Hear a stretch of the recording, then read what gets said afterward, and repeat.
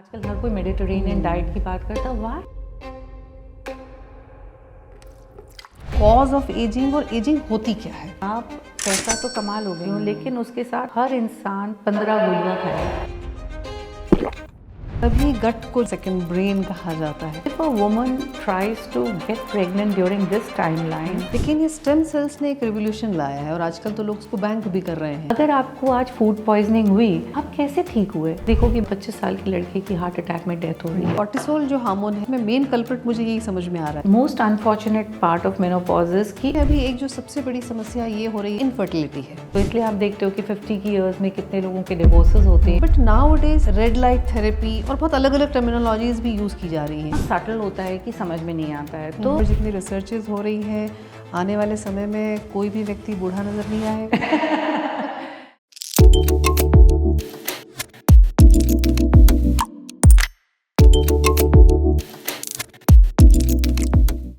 Health is wealth, ये phrase हम सभी ने बहुत बार सुना है, लेकिन जब हम अपने लव्ड वन को बीमार देखते हैं तब हमें एक्चुअली में लाइफ स्पैन और हेल्दी लाइफ स्पैन का अंतर समझ में आता है। अगर आप भी अपनी लाइफ को लंबी, स्वस्थ और इन्जॉयबल तरीके से लीड करना चाहते हैं तो आज का ये एपिसोड आपके लिए है, क्योंकि आज इस एपिसोड में जो भी बातचीत होने वाली है वो हम सभी के लिए बहुत बहुत बहुत इम्पॉर्टेंट है। Let's welcome doctor Neeta Kanwar, renowned gynecologist and functional medicine expert. So welcome to our show, doctor Neeta. Thank you Kirti. आप एक renowned gynecologist हैं और अब एक यू टर्न कहें हम कि फंक्शनल मेडिसिन एक्सपर्ट। सो ये ऑल ऑफ अ सडन हुआ या किसी इंसिडेंस ने आपको इस रास्ते पर लेकर के आया? So, Kirti, 32 years of my practice now, so has taught me a lot. और मुझे ये समझ में आया कि मेडिकल साइंस एक पर्टिकुलर समय के बाद कहीं पे ब्लॉकेजेस होते हैं, बिकॉज हमारा जो रूटीन एलोपैथिक प्रैक्टिसेस होती हैं वो कहीं ना कहीं जाके डेड एंड हो जाता है, because medicine don't work all the time. So in that journey, ये डॉक्टर के मुंह से सुनना बड़ा इंटरेस्टिंग लग रहा है। So and this actually came in my infertility practice. Okay. तो एज एन IVF स्पेशलिस्ट जब मैं अपने पेशेंट्स को ट्रीटमेंट देती हूँ इनफर्टिलिटी के लिए, तो मैंने रियलाइज़ किया कि आप सब ट्रीटमेंट देते हो, IVF भी कर दिया, बट वो पेशेंट्स कई बार प्रेग्नेंट नहीं हो पाते हैं। And sometimes these patients go to a homeopath, they go to a naturopath, and in fact कई बार मंदिर में ही चले गए and they get pregnant. So there is something beyond allopathy, there is something beyond the sciences and the research that we are talking about. This was my starting point and with this, and मैंने IVF practice 2008 में start करी थी। So I started understanding ki what is there in the human body which we are missing. And the most amazing thing that I came across was कि हमारी sciences में हम body को compartmentalize करते हैं in allopathy. And in Ayurveda, naturopathy, homeopathy, हम उनको सबको as a single whole लेते हैं। So that gave me the sight and I started searching about medicinal herbs. मैंने पढ़ने चालू किए, phytochemistry of plants पढ़ना चालू किया, trying to understand how homeopathy works, how naturopathy works, how Ayurveda works. And in this journey the revelation was कि if ऐसा कोई center बनाया जाए जिसमें इन सब sciences को एक जगह पे लाया जाए, including the evidence that we get from the allopathic practices, was my dream. So this dream is nearly for now 12 to 13 years. And धीरे धीरे ये dream refine होता चला गया, because with AI tools, newer technologies, newer therapies coming, and I'm so amazed कि I could actually create that platform today. Absolutely, absolutely. और आपका जो ये पैशन था या जो आपकी सोच थी वो दिख भी रही है। बट नाउ डेज हम लोग बात करें डॉक्टर, तो जो एक एज, जो कि हम लोग एक फ्रेज़ कहते हैं कि एज, आप ग्रेसफुली एज हों, लेकिन स्टिल कहीं ना कहीं हर किसी के अंदर मन में ये रहता है कि शायद एज रुक जाए, या हम ग्रेसफुली एज कैसे हों ये भी लोगों को नहीं पता है। अगर हम सोशल मीडिया या इंटरनेट की बात करें तो एजिंग को लेकर के एक सुपरफिशियल बहुत सारी इन्फॉर्मेशन फ्लोट होती रहती है, बट एक्चुअली अगर हम समझना चाहें इन डेप्थ या एज अ ले पर्सन कि कॉज ऑफ एजिंग और एजिंग होती क्या है। जैसे आपने बोला एक कॉमनली क्या बोलते हैं, तो मैं भी आपको कॉमनली बोलूँगी, everybody says ageing is just a number. So as you keep growing, you just try to console yourself that it is just a number. And very surprisingly, there are two numbers now. Yes. It is not a single number. Yes. So there is something called a biological age and there is something called a chronological age. So chronological age is the number of times you've blown candle on your birthday Yes. cake. And biological age is your cell age. So this is where longevity and the world is heading now. तो जब आप जो पढ़ रहे हो उसमें आप एक superficial aspect को पढ़ रहे हो, but the deeper aspect of aging is coming is what is this biological age? So our cell age is something which is defining our life. और हमारी सेल्स अगर एज वी कीप ग्रोइंग हमारी sales multiply करती हैं, divide करती हैं, and they do have an expiry date. So ये expiry date को किस तरीके से रिवर्स किया जाए, किस तरीके से स्लो किया जाए, is what is where science is heading. So now what the science is कि हम किसी तरीके से बायोलॉजिकल एज को रिवर्स करें, इस सेल एज को कंटेन करें. और ये सेल एज सिर्फ इसलिए बढ़ती है क्योंकि वो कंटिन्यूसली डिवाइड होती है और इसके अंदर का जो डीएनए होता है वो भी मल्टीप्लाई करता चला जाता है. इस पूरे में एक प्रोसेसेस आते हैं, कुछ जो इस मल्टीप्लिकेशन के अंदर कुछ प्रोसेसेस आते हैं जिसके कारण there is something called a telomere theory. तो उसमें क्या होता है, इनके पास डीएनए के पास ना एक एंड कैप्स होते हैं और जब हम बच्चे होते हैं, छोटे होते हैं, तो ये बहुत बड़े बड़े होते हैं, लंबे होते हैं. जैसे जैसे सेल डिविजन होता जाता है ये एंडोमियर, ये जो टेलोमेयर कैप्स हैं ये छोटे होते जाते हैं.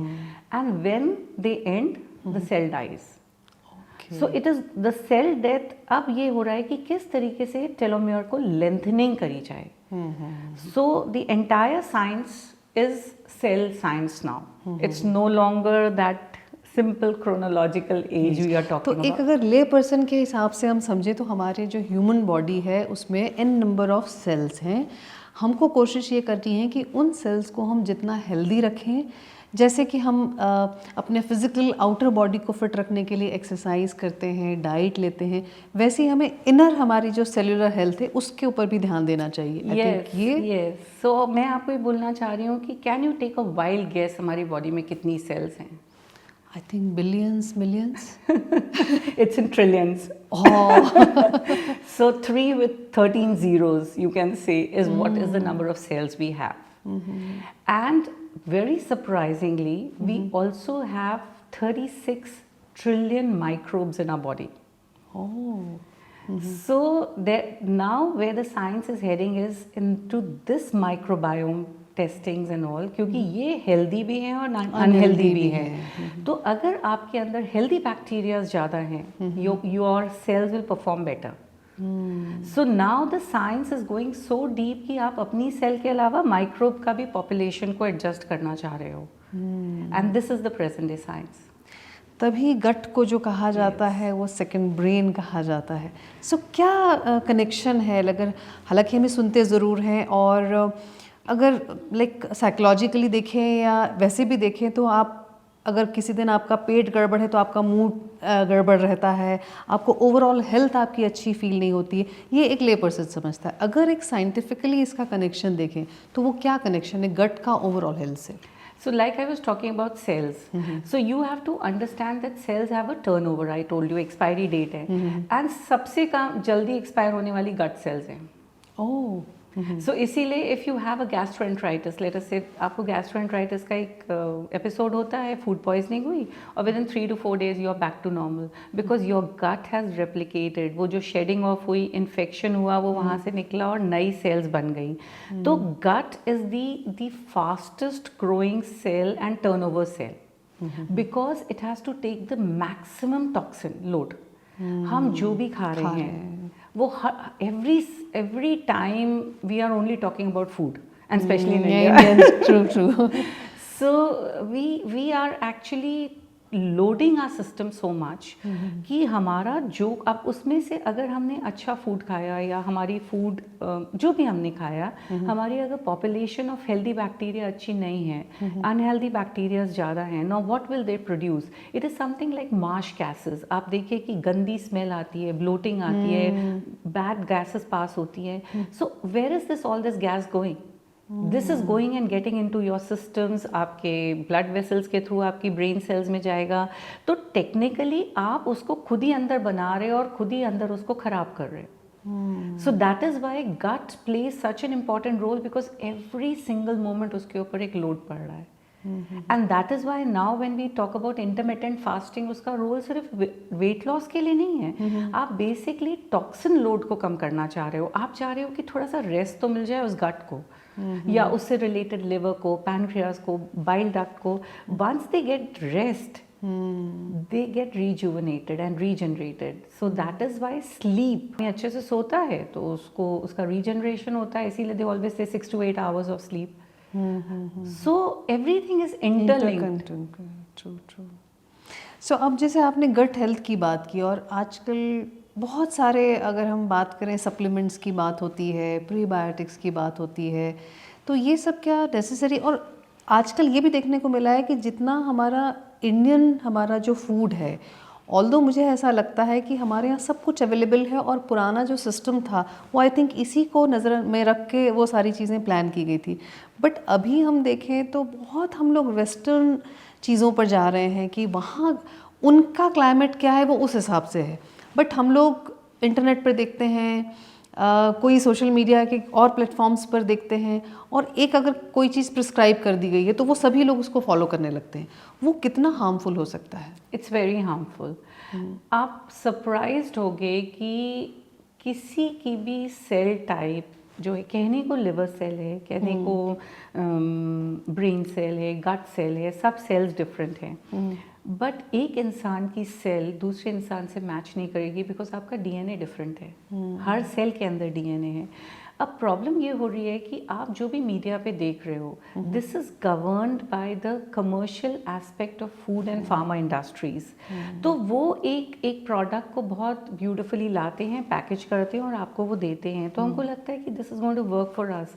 सो that is where the functional medicine comes, कि आप इंडिविजुअल बॉडी का मैपिंग करो, ये देखो आपको क्या ज़रूरत है और सिर्फ वो सप्लाई करो। और जहाँ आपने बोला इंडियन फूड की, सो इंडियन फूड क्या था कि अगर हम इंडियन थाली की बात करें, it's a complete food.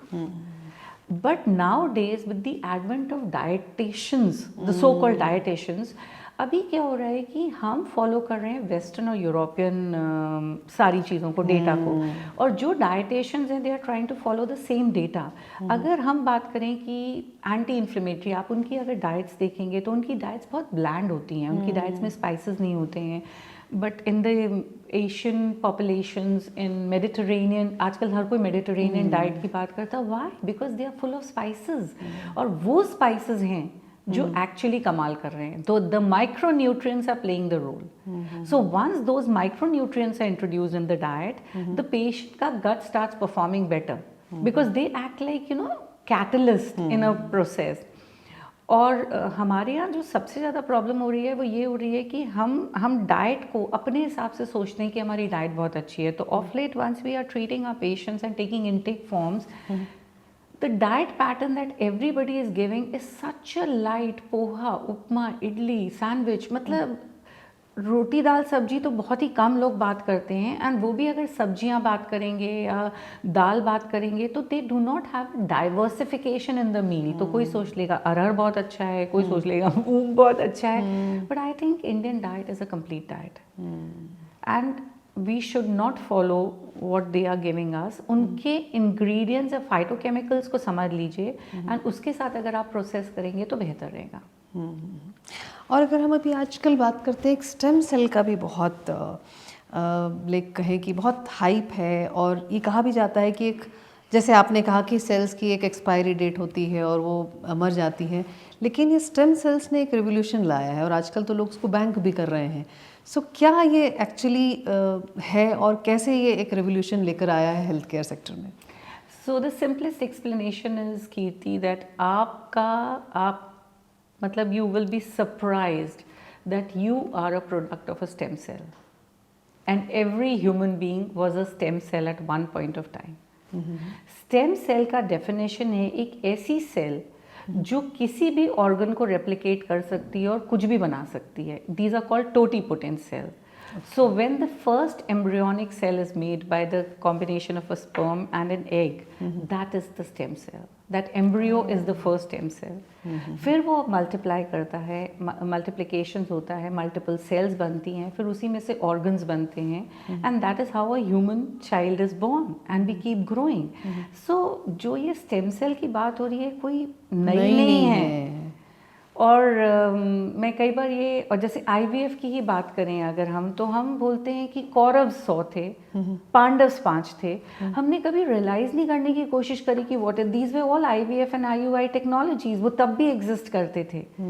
Sciences थे, आपने पढ़ा होगा, मतलब कौरव एक घड़े के अंदर, एंड ईच घड़े के अंदर एक एम्ब्रियो था. So that is how a mother can produce 100 babies. नहीं तो it is not practically possible. So ये सारी साइंसेस थी.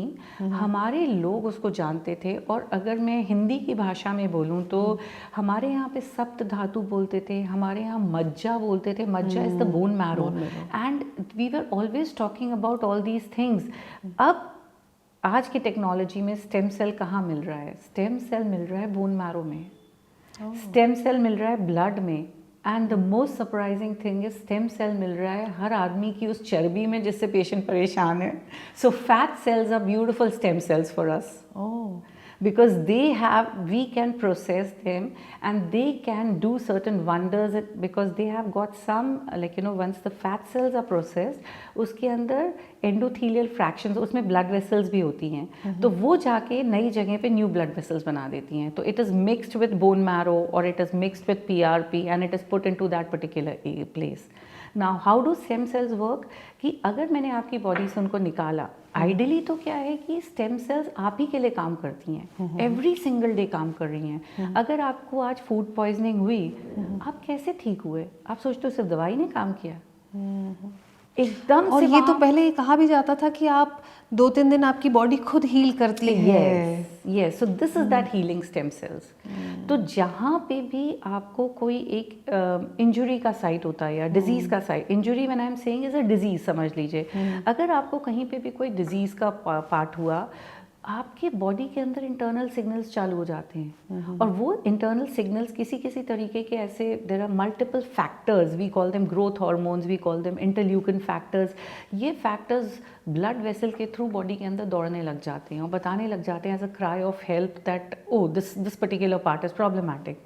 Now from the bone marrow the stem cells are getting released. वो निकलने लग जाती हैं after that chemical reaction, and वो ब्लड सेल में जाती हैं. और जहाँ पे वो टारगेट ऑर्गन है वहाँ पे कुछ ऐसे रिसेप्टर्स क्रिएट होते हैं जिसके अंदर जाके वो अंदर वहीं पे जाती हैं उस स्पेसिफिक जगह पे और उधर पे अटैच करके और उसको वहाँ पे उसकी सेल्स बनाने लग जाती हैं. This is an automatic process of regeneration in our body.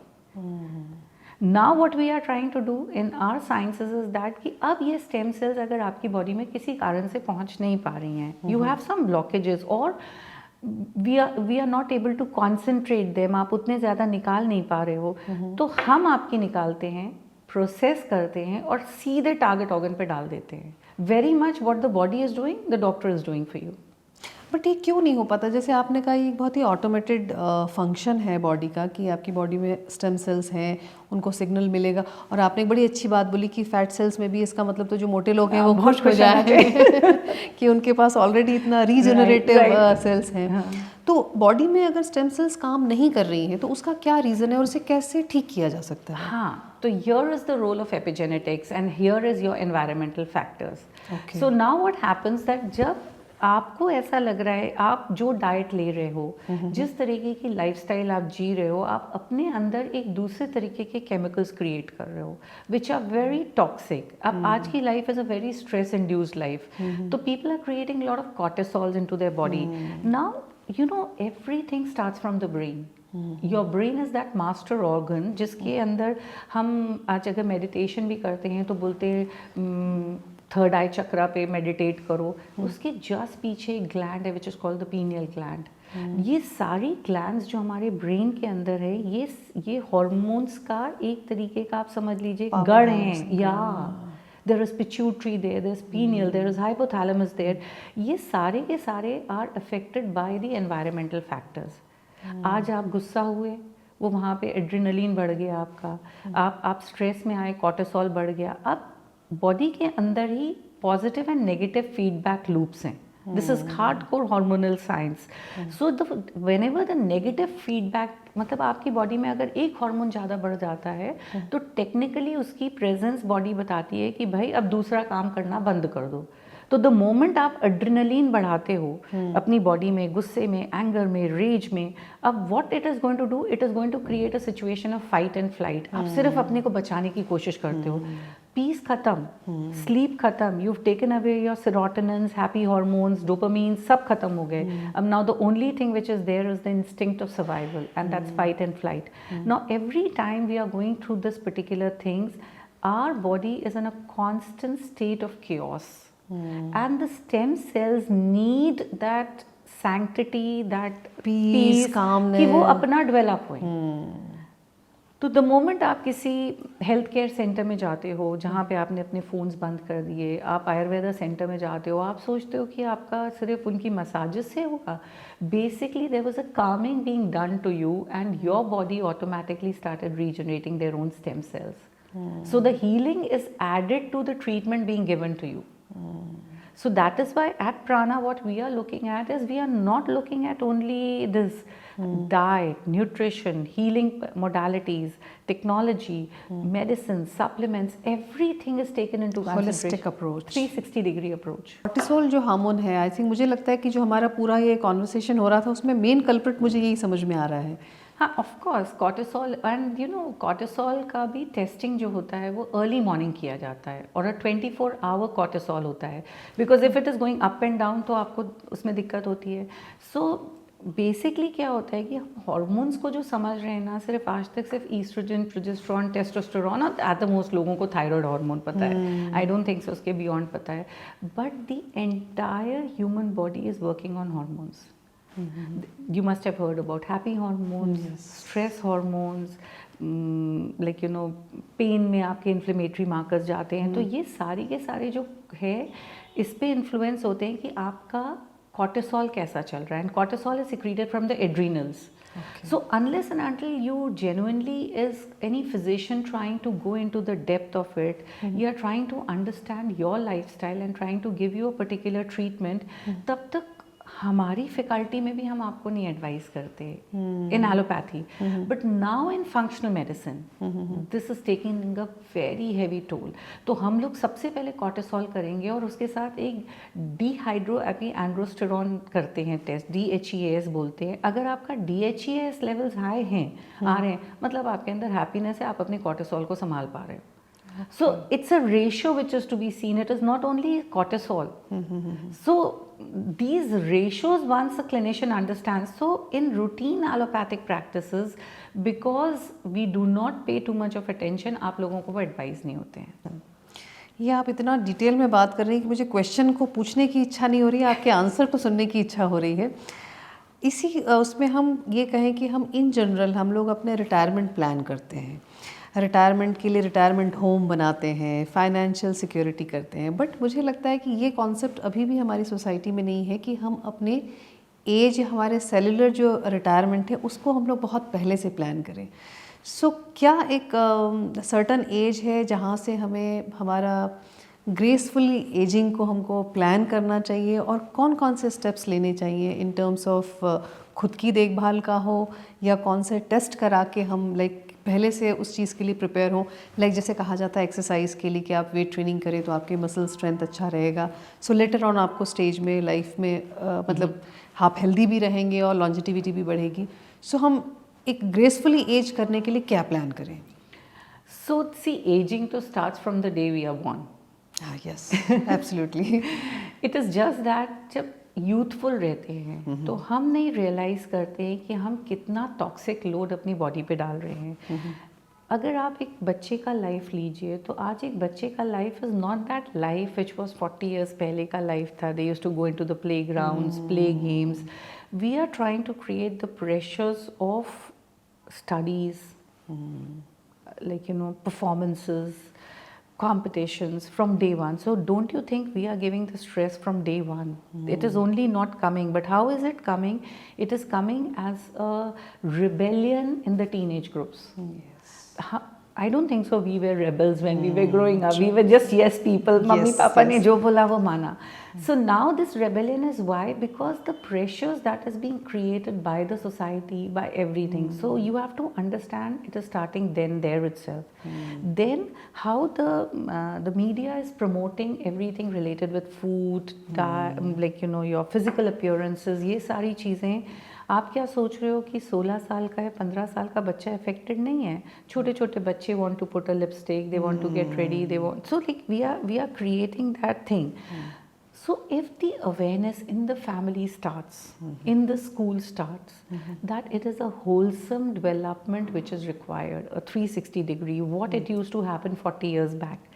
So आप देखोगे 20 साल के लड़के की या 25 साल के लड़के की हार्ट अटैक में डेथ हो रही है. Then we are blaming it to a COVID and we are like we are trying to find, I'm not saying that it should not be blamed, but then we try to find excuses.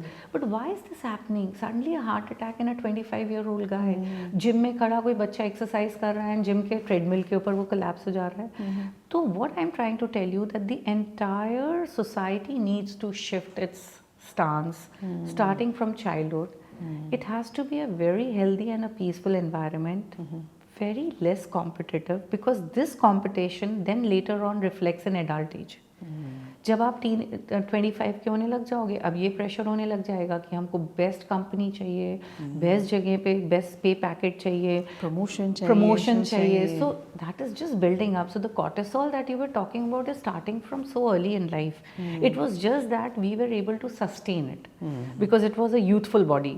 But जैसे जैसे आप इस outside चीज़ों को लाते जाएंगे, the aging is going to deteriorate very early.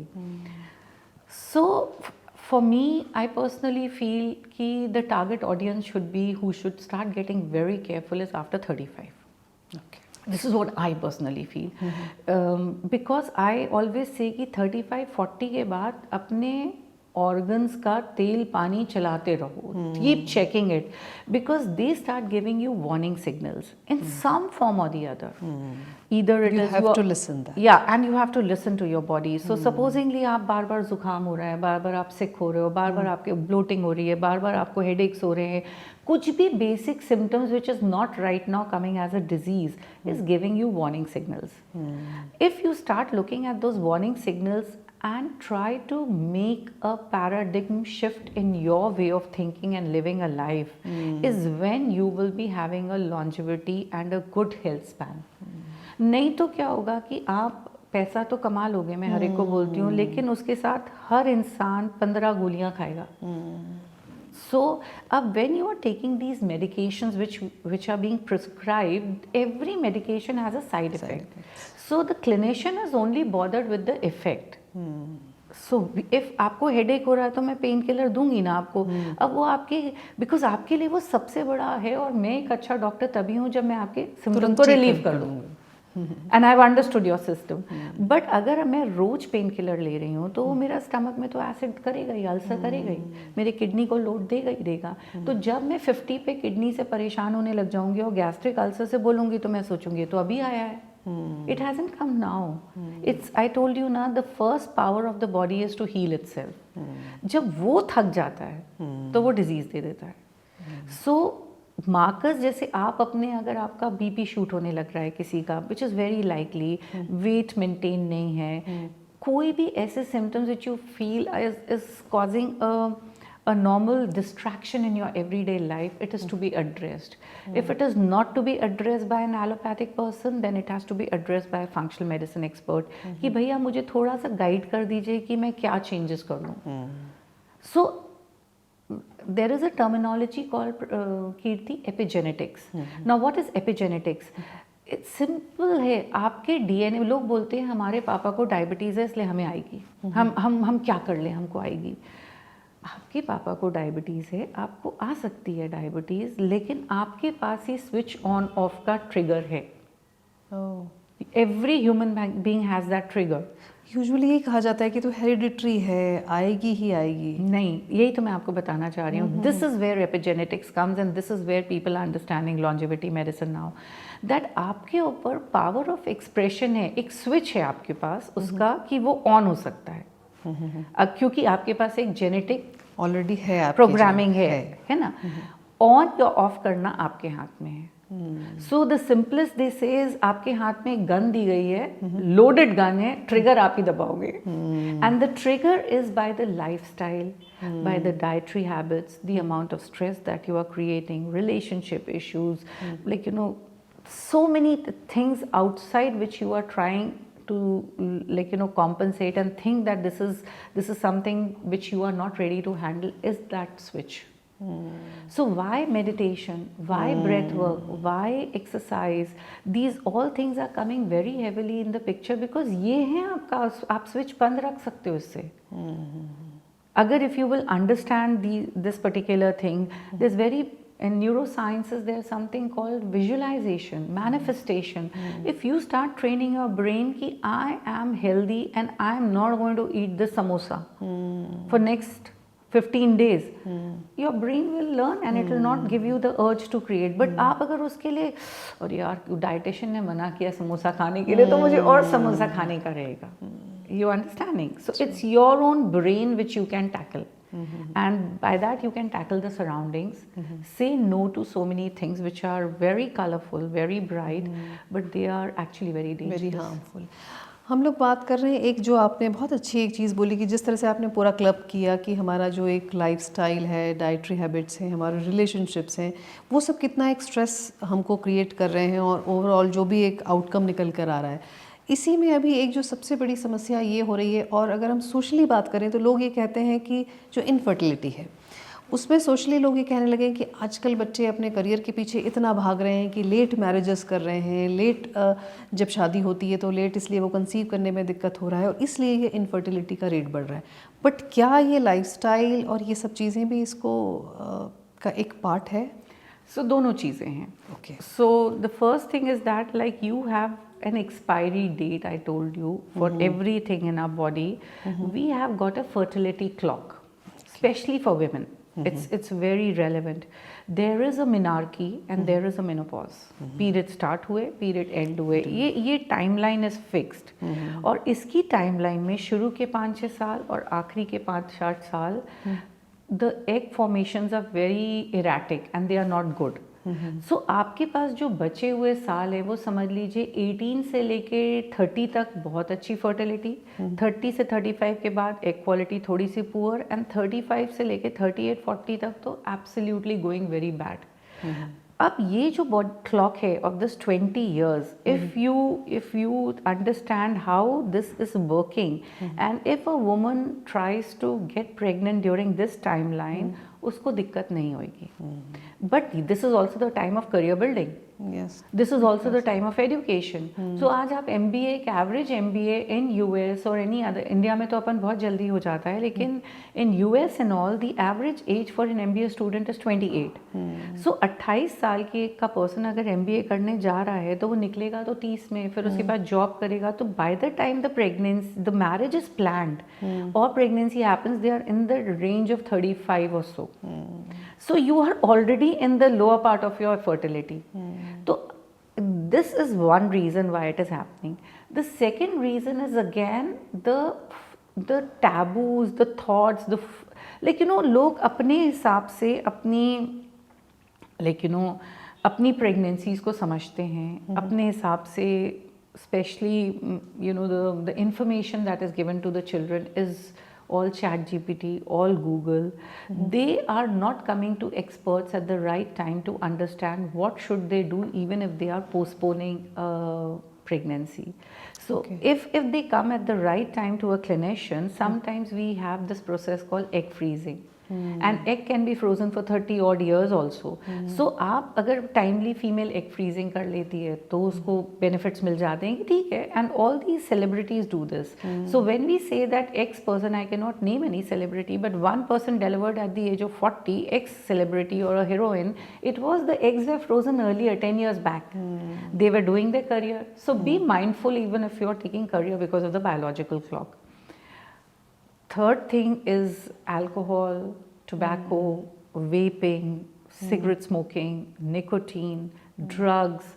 ये जो हमारा वेस्टर्न कल्चर हमारी कंट्री में आया, this is causing havoc to both males and females, especially in their sperms and eggs. And last but not the least is the mobile phones. Okay. So how is this mobile phone actually causing a problem is that couples don't want to get intimate now. So the very fact is that they are getting all the pleasures on a blue screen. So, and they try to avoid getting intimate also. Plus they find reasons that there is work why we are not doing it. So there are a lot of factors which is causing infertility. It has nothing to do with only surrounding. आपने जो ये भी एक as बताई menopause की, जो अगर आपने एक टॉपिक हम उठाते हैं तो इसके बारे में भी बहुत कम लोग जानते हैं. जैसे अगेन हम फिर से वही बात करेंगे कि जिस तरह से हम लोग सारी चीज़ों को प्लान करते हैं, हमको स्पेशली इंडिया में मेनोपॉज के लिए प्रिपेयर नहीं किया जाता. इनफैक्ट मुझे तो आज लगता है सोच कर कि जो अपनी मम्मियाँ या दादियाँ रही होंगी, हम लोग को तो फिर भी थोड़ा पता है, लेकिन उनको तो कुछ भी नहीं पता था इस बारे में. तो जिस तरह से उनकी लाइफ में जो चेंजेस आते हैं, मतलब लाइक फिज़िकल चेंजेस आते हैं, इमोशनल चेंजेस आते हैं, तो कब से तैयार करना चाहिए एक लड़की को या एक लेडी को अपने आप को, और एक फैमिली को भी किस तरह से तैयार होना चाहिए कि अगर उनकी घर की लेडी एक मेनोपॉजल या पेरीमेनोपॉजल फेज़ में है तो. So basically, like I told you, 35-38 के बाद क्या होगा कि the hormones will start showing their lower, and the age of menopause is anything between 45 to 55. Anybody below 38 means is a premature menopause. So अब आप सोच लीजिए कि 40 से 55 के बीच का एक range है जब the woman can get menopausal. Now the most unfortunate part of menopause is कि औरत ना by that time is only and only involved with the family. She is not able to look outside the family and think कि वो अपने को prepare कर ले for her next innings. So there is a terminology called empty nest syndrome. So what is empty nest syndrome? कि एक चिड़िया ने तिनका तिनका करके अपना घर बनाया, बच्चे पैदा किए, उनको खाना खिलाया, एंड थोड़ी देर के बाद सब उड़ गए, चिड़ा भी चला गया, चिड़िया भी चली गई. So this bird sits at the perched at the घोंसला and thinks मैंने किया क्या अपनी ज़िंदगी में, बिकॉज मैंने तो और कुछ जाना नहीं. So it is very important, I would tell to women at the age of 35 and all, you have relatively delivered your babies, थोड़ा बहुत करियर भी आ गया है, अब now start thinking for yourself. Because जब वो hormonal downfall होएगा, आपकी अपनी like the word ikigai I would like to use here. So आपको अगर पता है कि आपको क्या चीज़ें खुशी दे रही हैं, आप उसको धीरे धीरे nurture करना start कर दो वापस. Because that is your only fallback mechanism. It could be painting, it could be dancing, it could be music, it could be even solo traveling. But start gathering the courage कि आप ये कर लेंगे, नहीं तो they are not able to face the menopause because it's a turbulent phase. सारे hormones खराब हो रहे हैं. और जो आपने बोला पहले ज़माने की औरतें और हमारे में थोड़ा सा डिफरेंस है. They were never cortisol driven. Yeah.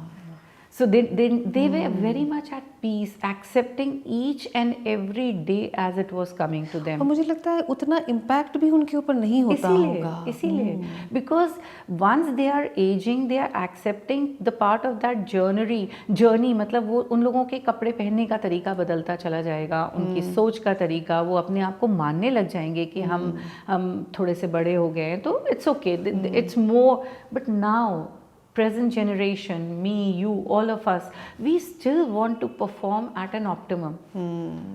उस optimum में जब ये menopause आता है, and if you are not prepared with it, it causes major problems in the form of depression, like relationship breaks down. तो इसलिए आप देखते हो कि 50 की years में कितने लोगों के divorces होते हैं at the age of 50, which is very surprising. पहले तो सोच भी नहीं सकते थे. तो menopause should be a preparation which should be education, और हमारे यहाँ तो एक सोसाइटी बन चुकी है, इंडियन मेनोपॉज सोसाइटी, एंड बहुत हेविली मेनोपॉज को एड्रेस हो रहा है from a gynaecological point of view, addressing the problems in the skin, the private parts, the intimate health, everything is being addressed very heavily for women. But ये हम कहेंगे कि जब आप बहुत उस डेप्थ में जा रहे हैं और समझ रहे हैं, बट मुझे ऐसा लगता है कि जब एक फीमेल, आपने कहा कि आजकल सब अपने करियर में बहुत इंगेज्ड हैं, और ऐसे कुछ पॉइंटर्स हम लोगों को कहीं नहीं देखने को मिलते हैं कि ये जब आपके अंदर बॉडी में चेंजेस आने लगेंगे तब आपको मेनोपॉज आ रहा है, या ये ऐसे चेंजेस हैं जिनको आपको एक्सेप्ट करते जाना है। तो एज अ ले पर्सन एक फ़ीमेल कैसे पहचाने कि उसको एज को छोड़ दें, कि अगर हम 45 से 55 की बात कर रहे हैं, कभी 45 में आ रहा है, कभी 50 में आ रहा है, और सिम्टम्स भी अलग अलग टाइम पर आ रहे हैं। सो कब उसको लगना चाहिए कि अगर ये एक पर्टिकुलर कुछ चेंजेस आ रहे हैं आपके अंदर, तो आपको अलर्ट होकर के आपके साथ कुछ अलग नहीं हो रहा है, नॉर्मल हो रहा है, बस आपको उसको थोड़ा सा आई थिंक समझना है और उसको पास ऑन हो जाने देना है। So I would say the first thing that actually starts happening is mood swings. Mood swings are very common, and mood swings may be more so for depression. So आपको रोने का मन करने लग जाता है, ज़बरदस्ती छोटी छोटी सी बात इरिटेट करने लग जाती हैं, you are not able to take care of the people around you, जिनको आप आज से 5 साल पहले तक सबको स्टेयर कर रहे थे, बच्चों को कर रहे थे, छोटी छोटी सी बात में हर्ट होने लग जाओगे. This is one thing that I would say. The second thing is that because skin being the largest organ of the body, it starts showing its symptoms in the form of wrinkling, lack of moisture. अब ये all the more depress करने लग जाता है because you want to look as beautiful. So this is also one more part which starts happening into your body. Third which happens is a little bit of bone pains, a little bit of because calcium depletion होने लग जाता है, आप realize नहीं कर रहे हो, ये होने लग जाता है. एंड आई वुड से कि मेंस्ट्रुअल इरेगुलरिटीज़. सो अगर ये थोड़ी बहुत चीज़ें आ रही हैं जिसमें आपको लगने लग रहा है कि this is something which is 1 साल पहले नहीं हो रहा था बट अब होने लग गया है, this is perimenopause. So this is not clear cut menopause, it may extend from 2 to 5 years. ये पीरियड अगर आपने समझ के एड्रेस कर लिया अपने क्लिनिशियन को दे के, तो वो थोड़ा थोड़ा आपको elixir देता रहेगा in some form of, in some supplement, something, and keep preparing you, and you will be able to brace menopause very well. And if you are not taking it, तो वो सडनली एक hit जब आता है ना, तो उसके बाद सडन डिटोरिएशन होता है बिकॉज आपने उसके लिए प्रिपेयर नहीं किया था. So then it is sometimes very tough to take you out of it. और एंड्रोपॉज भी, जैसे यूजुअली ये कहा जाता है कि फीमेल्स को ही मेनोपॉज आता है, बट मेल्स भी, क्योंकि उनके हार्मोन्स भी एज के साथ डिक्लाइन होते हैं, तो एंड्रोपॉज क्या है? और so happy Kirti for you to bring up this question because people think ऐसा कुछ नहीं होता है. Of course. Everybody used to talk about it, and very very courageous of you to bring up this question. So yes, जैसे menopause होता है ऐसे andropause होता है, बस वो इतना सटल होता है कि समझ में नहीं आता है. तो सपोजिंगली अगर एक मेल, मेरे लिए एंड्रोपॉज सबसे पहला साइन ये होगा कि एक यंग मेल और विराइल मेल क्या करता है कि किसी भी किस्म के चैलेंजेस ले लेता है, एंड वो कुछ भी करने को तैयार हो जाता है. तो क्या होता है कि जंप भी कर देगा, किसी भी बिजनेस एक बार ख़राब हुआ फिर से दोबारा कर लेगा. But the moment your testosterone or your virile hormone starts going down, आपके अंदर ये रिस्क टेकिंग सबसे पहले ख़त्म होने लग जाती है. तो आप अपने कंफर्ट जोन में जाने लग जाते हो because you start questioning your own self, worth और सेल्फ. यस, बिकॉज आपके अंदर अब वो गट्सो नहीं रहता है. This is the first sign which starts happening. The second sign is for most of the men is lack of sexual desires. So sometimes the women complain that the male is not ready for a sexual desire, but he is not realizing कि अभी वो उसको importance नहीं दे रहा, और उसको वो क्या बोल के बोलता है कि हम काम में बहुत busy हैं. But a general urge for a male which is there. But वो हो सकता है उनको खुद भी नहीं समझ में आती. That's what I'm trying to say ना, because कोई भी जन टेस्टोस्टेरोन टेस्ट तो करा नहीं रहा है ना, और वो एड्रेस नहीं कर रहे हैं, और ये मान के चला गया है कि male can be virile for years together. It can be 60, 70, the virility is there. So it is not a question of the sperm count or making babies. It is a question of your hormones, how right they are in your body right now. So if they are going down, your cortisols are going high, आप basically एक stressful situation में जी रहे हो जिसमें आपको समझ, because कोई ऐसा जैसे फीमेल का पीरियड बंद हो गया तो उसको पता चल गया कोई मार्कर नहीं है मेल के लिए, मेल को खुद को जानने के लिए, फिर सो like this is a sort of a small very gray zone which is not addressed properly, but it needs a lot of education that men should understand that if anything like this is happening, they also have to look at it, because अब इसके साथ इनको भी diseases आएंगी। तो क्या होता है कि जब हमारे पास ईस्ट्रोजन, प्रोजेस्टेरॉन, टेस्टोस्टेरॉन हार्मोन्स होते हैं तो हमारे बाकी के बॉडी फंक्शंस ठीक काम करते हैं, और जैसे ये ऊपर नीचे होने लगते हैं हमारे अपना लिपिड मेटाबॉलिज्म, कार्बोहाइड्रेट मेटाबॉलिज्म ये चेंज होने लग जाता है। So you will see that everybody starts getting weight, चौड़ापन आने लग जाता है, मेल हो फीमेल हो। मैं हर एक को सलमान खान का एग्जांपल देती हूँ कि इतना बड़ा body builder, but you look at him when he was a 28-year-old and now you look at him, there is a typical stumpiness and a broadness which starts coming over a period of years in men also. So it's a transition of everything which is happening in your body. So उनमें भी mood swings हो सकते हैं, mails में भी females की तरह? उनमें ज़्यादा ना लैक ऑफ करेज आने लग जाएगा। मूड स्विंग से ज़्यादा I would say they will go silent, they will go quieter, they will may try to avoid situations, they will become an escapist, I would say, because now they do not have the power to address it. जिसको कहते हैं ना the leader of the Hindu united family, वो leadership skills खत्म होने लग जा रही हैं। Then you just play around the bush. That's what I feel. So ये बहुत ही इंटरेस्टिंग। तो इसमें किस तरह से मेल्स को इसके लिए भी कुछ हार्मोन थेरेपीज होती हैं या कुछ? हार्मोन थेरेपीज होती हैं if we come across that they have got certain specific reasons for, if there is a lack of sexual desire and we see testosterone levels are going down, we give them testosterone, and testosterone is nothing, you just have to apply as a gel on your shoulder, that's it. So increase the testosterone levels. We have to see that the cortisol start going down. Plus अगर उनका lipid metabolism गड़बड़ आ रहा है तो उनको थोड़ा सा उनके lipids के लिए थोड़ा सा help करो, because कभी भी अगर weight gain होता है तो that also causes a fall in all these things. So there is treatment, but the best treatment is exercise, because exercise itself builds testosterone. So anybody who's doing good strength training, good exercises, these people will always have higher levels of testosterone. Doctor Neeta, बहुत आपने इतना broad और इतना easy way में आप ये सारी चीज़ों को समझा रही हैं कि आई एम श्योर जो हमारे व्यूअर्स देख रहे हैं उनको बहुत अच्छे से समझ में आएगा और वो उसका फ़ायदा भी लेंगे। बट नाउ डेज़ एक रेड लाइट थेरेपी और बहुत अलग अलग टर्मिनोलॉजीज़ भी यूज़ की जा रही हैं, वो एक्चुअली क्या है और किस तरह से ये हेल्पफुल हो सकती हैं? जैसे आपने साइंस में मेडिसिन हमेशा सुना या सर्जरी सुना, इसके बियॉन्ड आपको बीच में कुछ भी नहीं रहा in allopathic sciences. Now there is a very big window और a group coming called energy based devices.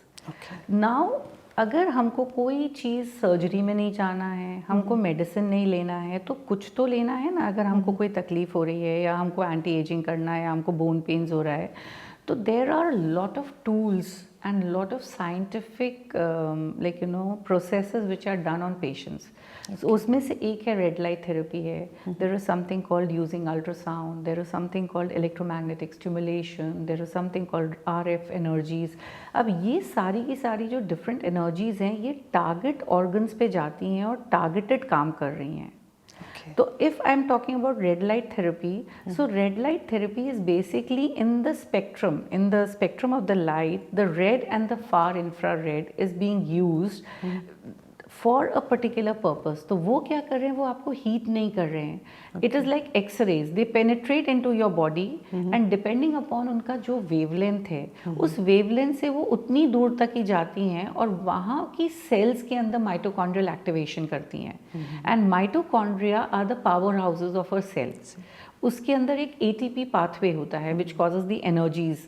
So once the photobiomodulation happens in that particular layer of cells, वो सारी की सारी cells का performance बहुत अच्छा होने लग जाता है and a regeneration and a rejuvenation happens.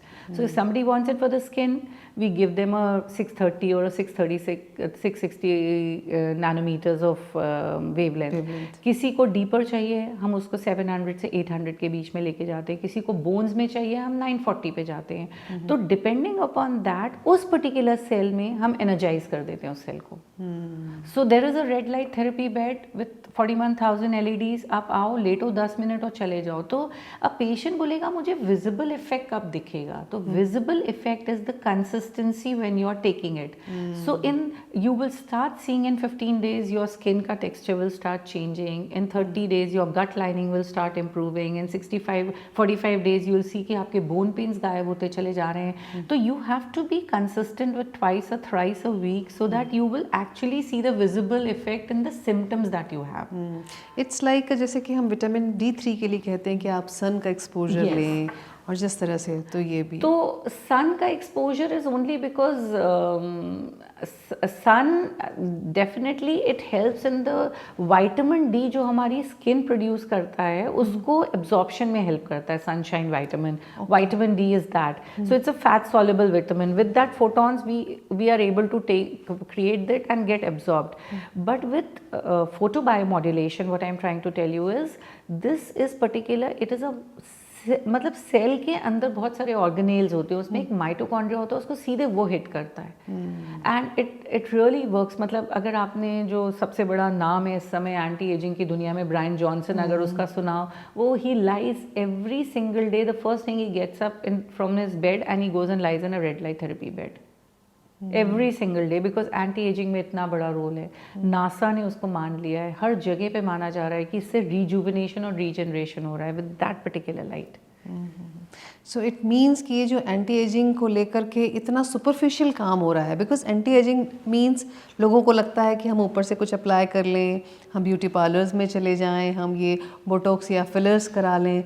सो अगर हम देखें डीपर लेवल पे तो एंटी एजिंग आपकी सेलुलर लेवल पे काम करता है. और अगर आप वहाँ से काम करेंगे, जैसे कहा जाता है कि अंदर से जब आप रिजेनरेट होंगे तो ऑटोमेटिकली बाहर दिखेगा. तो आप जैसे फिलर्स की बात कर रहे हैं, तो आजकल एंटी एजिंग में we are not using synthetic fillers. आपका फैट लेते हैं, उसको फिलर बनाते हैं. Okay. So, like, you know, using your own body as a treatment tool. And secondly जब ये सेल्स हुई तो आपने अगर ऊपर से कुछ भी कवरिंग किया और अंदर से आपने उसको क्लेंज किया, तो अब जो नेक्स्ट रीजनरेशन होगा, which I am trying to tell you, this turnover जो है, जो 30 डेज में अब आपके स्किन को टर्नओवर होना है, वो नेक्स्ट 30 डेज में जो स्किन का कलर होगा और योर टेक्सचर होगा वो वैसे ही इंप्रूव हो जाएगा. Because inside you have cleansed, you have given it a boost. ऊपर आपने अपना थेरेपी कर दिया, आपने थेरेपी कर दिया. New cells which are going to be formed are going to be healthy cells and young youthful cells. So आपको लगता है कि जो ये रिवोल्यूशन चल रहा है और जितनी रिसर्चेज हो रही हैं, आने वाले समय में कोई भी व्यक्ति बूढ़ा नज़र नहीं आएगा? बूढ़ा नज़र होना, again it is, Kirti I would say is more of a visual appearance. बूढ़ा मैं उसको बोलूँगी कि like at whatever age you are, if you are healthy, if you are full of energy, yes, and you have that same drive as you had it at 25, is what I would call कि वो बूढ़ा नहीं हुआ है. मतलब you will not accept age, that age is now something that is stopping you from taking the next decision, taking you the next step in business, climbing a particular mountain or and anything. your body is also helping. That's what I'm trying to say ना, कि आपके अंदर इतनी energies है कि आप बोलोगे मुझे अभी भी माउंट एवरेस्ट का बेस कैंप करने जाना है at 70, and that is where the revolution is going to happen. It's nothing to do with skin or face or anything. Yes, it's that yes. inner Drive. energy. Inner energy will be there. Nita, आपको हम कुछ rapid fire questions पूछेंगे, आपको rank करना है 1 to 10 में. तो first is prebiotic. I would say a 10. 10 on 10. Yeah, 10 on 10. And glutamine? Glutamine is also very good. I would say 8 on a 10. Okay. And intermittent fasting? 10 on 10. Cold plunging? 8 on 10. Meditation? 10 on 10. Shilajit? Doubtful. I don't know much about it. Sleep and recovery? 10 on 10. Exercise? 10 on 10. Conscious eating? 10 on 10. Good. So thank you so much Neeta. Doctor Neeta, आज जो आपसे पूरा ये conversation हुआ है, मतलब it's really really wonderful, and extremely informative. और मुझे बिल्कुल पक्का यकीन है कि जो भी हमारे व्यूवर्स देख रहे होंगे आज उनको एक बहुत अलग एक परसेप्शन मिला होगा ह्यूमन बॉडी को समझने का, ह्यूमन बॉडी को जानने का। So thank you so much being a part of our show. Thank you Kirti. आज डॉक्टर नीता के साथ जो ये कॉन्वर्सेशन हुआ है इसमें मैं पूरी तरह से आश्वस्त हूँ कि आपको आज अपने खुद के बारे में एक नया परसेप्शन सोचने को और समझने को मिला होगा। और यही यूज़ इट के पॉडकास्ट का ज़रिया भी रहता है कि हम इस पॉडकास्ट के माध्यम से आप तक ऐसी जानकारियाँ लेकर आएँ, ऐसा कंटेंट लेकर आएँ जो आपको और आपके आसपास के लोगों की लाइफ को और बेहतर बना सकें। अगर आपको हमारा ये एपिसोड पसंद आया तो हमें कमेंट करके ज़रूर बताएं। नेक्स्ट एपिसोड में फिर होगी मुलाकात। Till then take care and bye.